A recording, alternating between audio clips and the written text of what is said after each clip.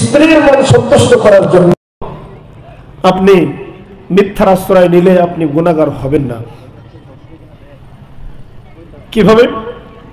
এই সামনে ঈদ আসতেছে বা ঈদ একটা গেল, ঈদের সময় আপনার উপার্জিত আয় দিয়ে ধরে নেন 500 টাকা দিয়ে একটা শাড়ি কিনেছেন, কোয়ালিটি ভালো, দেখতে সুন্দর, দাম কম হলেও আপনার বড় ভাই তার স্ত্রীর জন্য শাড়ি কিনেছে 5000 টাকা দিয়ে, অটোমেটিকলি আপনার স্ত্রীও টার্গেটে আছে অন্তত 5000 না হলেও 4000, 3000-এর কমে আর আমার শাড়ি আসবে না। কথা বলেন ঠিক না?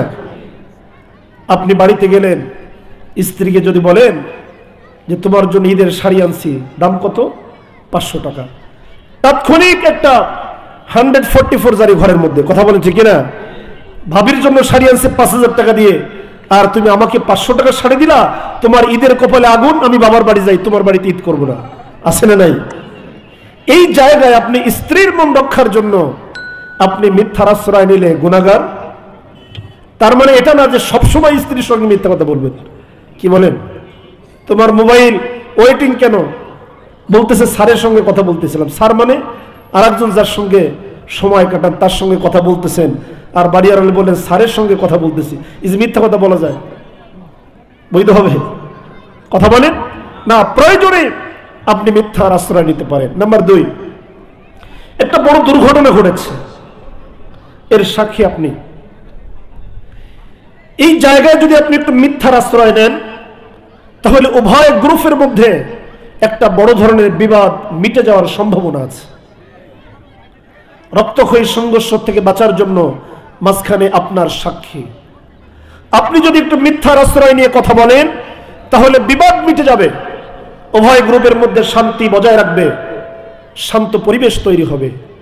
এই ক্ষেত্রে আপনি ইচ্ছা করলে মিথ্যার আশ্রয় নিতে পারেন। নাম্বার 3, যুদ্ধের ময়দানে প্রতিপক্ষকে আপনি ঘায়েল করার জন্য আপনি যত ধরনের ছলনা, এটা আপনার জন্য বৈধ, আপনি করতে পারেন। যুদ্ধের ময়দানে রাতের বেলায় বিশ্বনবী ঘোষণা দিলেন, সাহাবীরা তোমরা প্রত্যেকটা তাঁবুর সামনে আগুন জ্বালাবে। কি জ্বালাবে? মক্কা বিজয়ের আগের রাত প্রত্যেকটা তাঁবুর সামনে তোমরা সারা রাত আগুন জ্বালাবে, তবে প্রত্যেক 1000-এর জন্য একটা বাথরুম। কয়টা? কথা বলেন। আওয়াজ নড়ে গেল কেন? অপারেটর কোথায়? ফজরের নামাজের আগে কেউ দাঁত ব্রাশ করবে না, দাঁত ব্রাশ করবে নামাজের পরে। কখন? কাফেররা দূর থেকে দেখতেছে হাজার হাজার তাঁবুর সামনে দিয়ে আগুন জ্বলতেছে। দূর থেকে অনুমান করা যাচ্ছে না যে তাঁবুর মধ্যে কত মানুষ। এত যদি তাঁবু হয় তাহলে ভিতরে কত? না জানি কত মুসলমান আজকে মক্কা দখল করার জন্য মদিনার থেকে এসেছে। তারা টার্গেট মিস তারা লক্ষ্য করতে পারে নাই, গোয়েন্দা বিভাগ তথ্য বের করতে পারে নাই। তবে তারা চিন্তা করেছিল সকালবেলা আজ করা যাবে যে তারা সংখ্যায় কত। কিন্তু দুঃসংবাদ হলো এটাই, বাথরুমের লাইন যত বড়, একটা বাথরুম মাঝখানে প্রায় 200-300 লাইন ধরে দাঁড়িয়ে আছে বাথরুমের সামনে। কিসের সামনে? বাথরুমের সামনে যদি লাইন এত লম্বা হয় তাহলে তাঁবুর মধ্যে কত মানুষ? সুবহানাল্লাহ বলবেন না? শুধু তাই না, প্রত্যেকে আবার দাঁত ধার দিচ্ছে। কি দিচ্ছে? দাঁতে ধার দিচ্ছে। তার মানে যুদ্ধের ময়দানে অস্ত্র লাগবে না, মুসলমান মানে হাত আর মুখ দিয়ে আমাদেরকে দুনিয়ার থেকে বিদায় করে দেবে। কাঁপন ধরে গেছে তাদের মধ্যে। মক্কা বিজয়ের জন্য রক্তপাত প্রয়োজন হয় না, ছোট্ট একটা কৌশল, মক্কা বিজয় হয়ে গেছে। সুবহানাল্লাহ। এটা যুদ্ধের ময়দানে বিরোধী দলকে ঘায়েল করার জন্য আপনি এখানে মিথ্যার আশ্রয় নিতে পারেন। তাহলে বললাম, মুনাফিকদের প্রথম আলামত হলো তারা কথায় কথায় মিথ্যা কথা বলে। কি বলে? মিথ্যা কথা। মিথ্যা তো আমাদের এলাকার মধ্যে নাই, আছে? জোরে বলেন। আছে, এলাকায় না আমার মধ্যে আছে। কথা বলতেছি সারাদিন সমানে মিথ্যা কথা।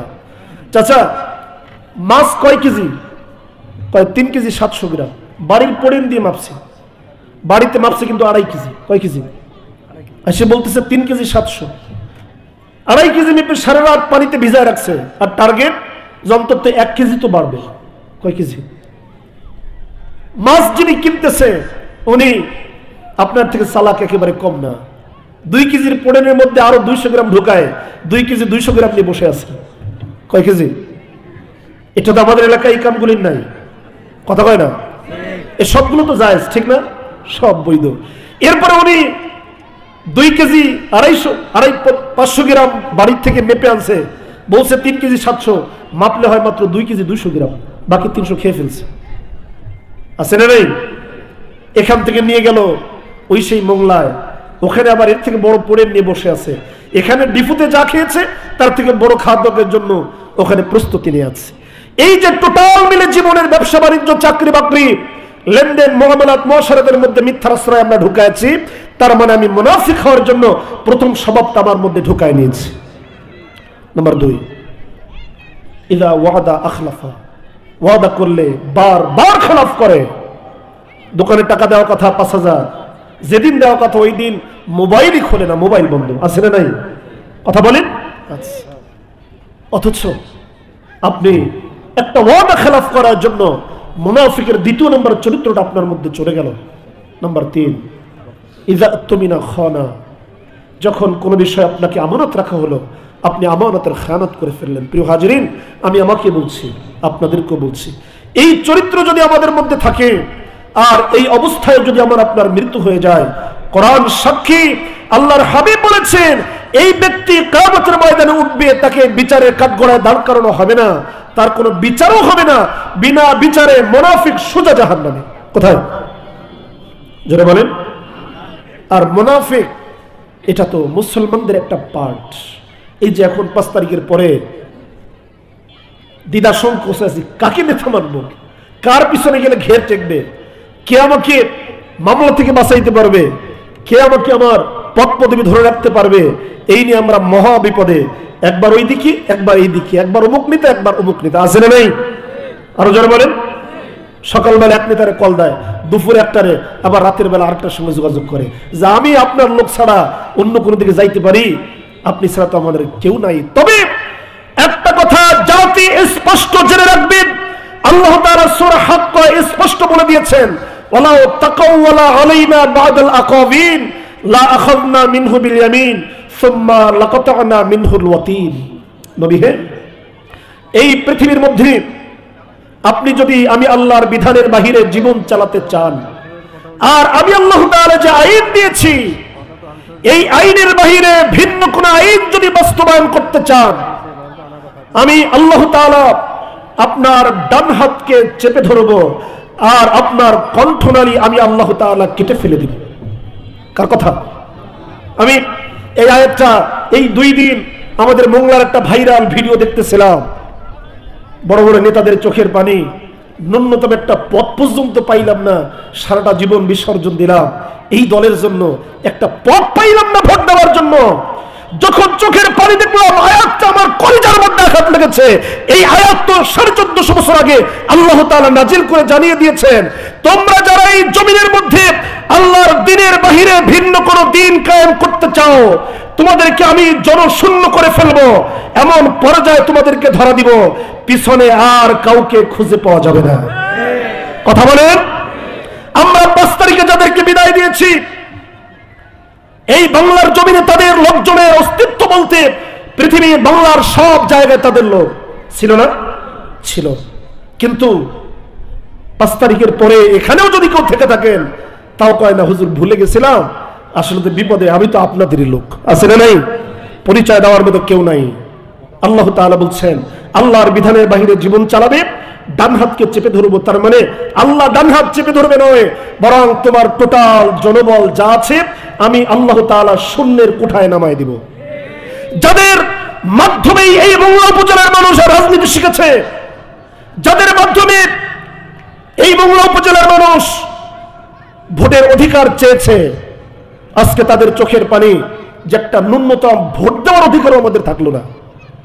থাকতো যদি সারাটা জীবন কোরআনের আন্দোলন করতেন, দ্বীন কায়েমের বিপ্লব করতেন, কোরআন ওয়ালাদের সঙ্গে থাকতেন, তাহলে জীবিত নয় মৃত্যুর পরও লক্ষ লক্ষ মানুষ আপনাদের জন্য চোখের পানি ফেলত। আল্লামা সাঈদী তার জ্বলন্ত প্রমাণ, 1450 বছর যেই মানুষটাকে জেলখানায় ঢোকায় রেখে 1000 নারী ধর্ষণের তহমত দিয়ে আন্তর্জাতিক ফোর্স করে যেই মানুষটাকে জনশূন্য করতে চেয়েছিল, তার মৃত্যুর পরে তার জানাজায় লক্ষ লক্ষ মানুষ উপস্থিত হয়েছে। এটা তার ব্যক্তিগত কৃতিত্ব নয়, এটা শুধুমাত্র কোরআনের কারণে। কিসের কারণে? আমি পরিবার ধরে নাম নিলাম, কষ্ট নিয়েন না, কোরআন দিয়ে বললাম, এই পথে যদি বাড়তে থাকে এমন পর্যায়ে আল্লাহ আপনাদের ঠেকাবে, মৃত্যুর পরে ইন্না লিল্লাহ পড়ার মতো লোক খুঁজে পাওয়া যাবে না। কথা বলেন, অতীত থেকে শিক্ষা নেন, বাদ দেন, সব দেখেছেন, সব করেছেন, জীবনে তওবা করেন আর সিদ্ধান্ত নেন যতদিন বেঁচে আছি কোরআনের আন্দোলন করব, ভিন্ন কোন আন্দোলনে যাব না। কথা বলেন ঠিক কিনা? যদি এই সিদ্ধান্ত নিতে পারেন, এটা হবে জ্ঞানীদের কাজ, এটাই হবে উপযুক্ত সিদ্ধান্ত, ভিন্ন কোনো দিকে শান্তি নাই। আছে প্রিয় হাজিরিন, এই কোরআনের বাগান কি আপনাদের পছন্দ হয়? কার কার হয় না একটু হাত দেখেন তো। সবার হয়, কি বল? ওই একজন উঁচু করছে, পছন্দ হয় না? পছন্দ হয়, বুঝে নাই, আমাদের পছন্দ হয়। এই কোরআনের বাগান প্রতিষ্ঠিত থাক, এটা কি আমরা চাই? আরো জোরে বলেন, আমরা কি চাই? তবে যেই যুব সংঘ এবার মাহফিল দিয়েছেন, আমরা আপনাদের সাথে, তবে মাহফিল জানুয়ারি ফেব্রুয়ারির দিকে নেওয়ার অনুরোধ রইল। কোন দিকে? জানুয়ারি ফেব্রুয়ারির দিকে। এই ঝড় বর্ষার মৌসুমে নয়, একটু আগে নেবেন। আমরা অতীত আপনাদের সাথে ছিলাম, এখন আছি, মৃত্যুর আগ পর্যন্ত আপনাদের সাথে থাকবে ইনশাআল্লাহ। আপনারা থাকবেন না? সবাই থাকবেন? কারা কারা থাকবেন দুই হাত তুলে লিল্লাহি তাকবীর। হয় না? আরো চিৎকার মেরে লিল্লাহি তাকবীর। হয় নাই? হাত উঁচু করে ধরে রাখেন। এত লোক স্লোগান দেন, অত স্লোগান মনে হয় 3 তলার উপরে যায় নাই। এটা জোরে গালা কাহানি দেন তো, চিৎকার মেরে লিল্লাহি তাকবীর। স্টেজে আওয়াজ বেশি হয়েছে, আরেকবার লিল্লাহি তাকবীর। আল কোরআনের আলো, এখন আর ঘর নয়, সংসদে চলো। আল কোরআনের আলো, সংসদে চলো, লিল্লাহি তাকবীর। আলহামদুলিল্লাহ, এবার বোঝা যায় কোরআনের ময়দানে আছি। কথা বলেন প্রিয় হাজিরিন, আমরা এই জান্নাতের বাগান স্থায়ী হোক, এই কমিটির যুব সংঘ স্থায়ী হয়ে যাক, আর্থিক কোনো তাদের টানের না থাকুক, তারা মাহফিলে পড়ার জন্য বিড়ম্বনায় না পড়ে যায়, এটা আমরা সবাই চাই কি চাই না? অনেক বড় ব্যয় আপনাদের ধারণা